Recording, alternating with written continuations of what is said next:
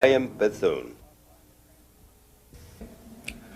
While flying a transport from Keflavik, Iceland to Argentia, Newfoundland, at about 10,000 feet, this was at night, I happened to observe a little bit off of the bow, about 10 or 15 degrees on the water below the horizon, a yellow glow that appeared as though we were approaching a city at night. Since we were over 300 miles from Argentia, I knew that it couldn't be a city, that maybe possibly it were some ships lighted up, and that there were ships in the area that we didn't know about. I asked the navigator, and he said no, there were no ship plots, and that we were not close to land. So I observed it for a while, called it to the attention of Lieutenant Kingdon, who was sitting in the co-pilot seat. He observed it for a while. As we got close, within about 30 or 35 miles, the lights seemed to have a pattern. They were elongated, but it was not a circular type pattern, possibly the length of a couple of ships or two aircraft carriers, and the width of two aircraft carriers.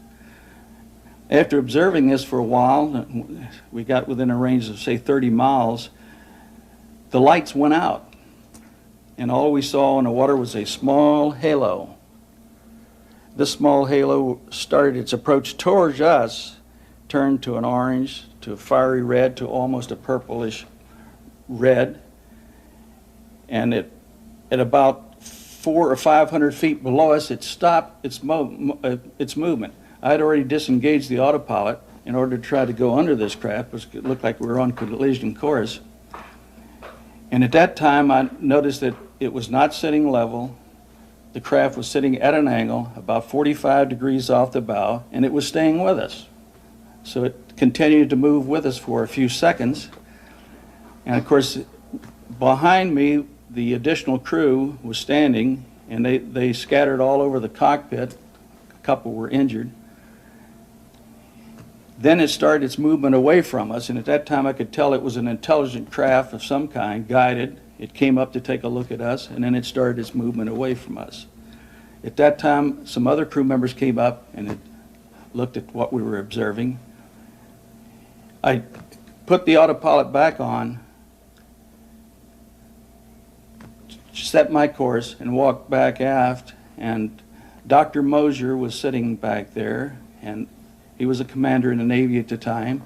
And I asked him, I said, "Doc, did you see what we saw?" He says, "Yes." He says it was a flying saucer. I didn't look at it because I don't believe in such things.